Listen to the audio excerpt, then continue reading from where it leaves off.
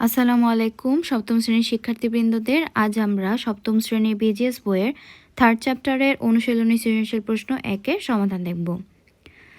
উদ্দীপক 1-এ বলা হয়েছে, মেহেরিমা ও জেরিন দুই বান্ধবী।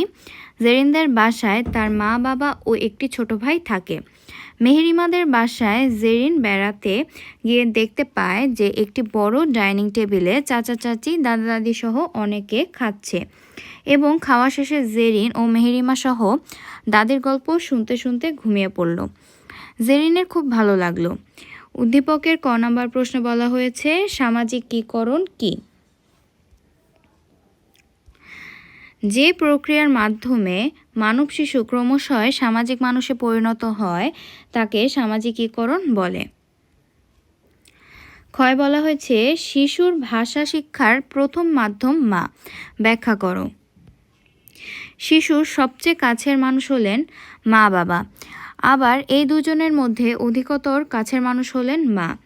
শিশুর সামাজিকীকরণের প্রথম সূত্রপাত ঘটে মার কাছ থেকে। শিশুর ভাষা শিক্ষার প্রথম মাধ্যম মা। মা যেভাবে শিশুকে বর্ণ, শব্দ, ছড়া ইত্যাদি শিখাবেন, শিশু ঠিক সেভাবেই শিখবে। এ কারণেই মাকে শিশুর ভাষা শিক্ষার প্রথম মাধ্যম বলা হয়। গ নম্বর প্রশ্নে বলা হয়েছে, জেরিনদের পরিবার কোন ধরনের পরিবার? ব্যাখ্যা করো। জেরিনদের পরিবার একটি একক পরিবার। পরিবার একটি চিরস্থায়ী সামাজিক সংগঠন। এই পরিবারে রয়েছে বিভিন্ন রূপ। এর মধ্যে অন্যতম রূপ হল একক পরিবার ব্যবস্থা। সাধারণত স্বামী, স্ত্রী ও অবিবাহিত সন্তান নিয়ে একক পরিবার গঠিত হয়।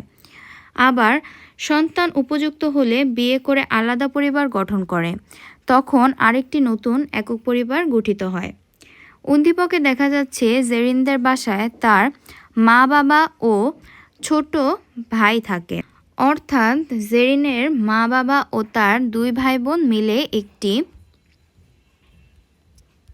পরিবারে বাস করে। জেরিনদের এই পরিবারের রূপটি একক পরিবার ব্যবস্থাকেই নির্দেশ করে। সুতরাং বলা যায় জেরিনদের পরিবার একটি একক পরিবার। ঘ নম্বর প্রশ্ন বলা হয়েছে, সামাজিকীকরণের ক্ষেত্রে দুইটি পরিবারের পার্থক্য লেখো। সামাজিকীকরণ হচ্ছে এমন প্রক্রিয়া যা মানব শিশুকে ক্রমশই সামাজিক মানুষে পরিণত করে। শিশুর এই সামাজিকীকরণের বিভিন্ন মাধ্যম গুরুত্বপূর্ণ ভূমিকা পালন করে। তেমনই একটি মাধ্যম হচ্ছে পরিবার।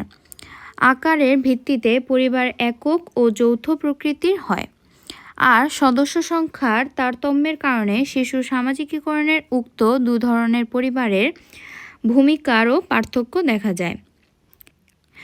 সমাজবিজ্ঞানীরা মনে করেন পরিবারের সদস্যদের কাছ থেকে শিশুর নিজ ও অপর সম্পর্ক ধারণা তৈরি হয়, যা তার আত্মপরিচয় গঠনে সহায়তা করে।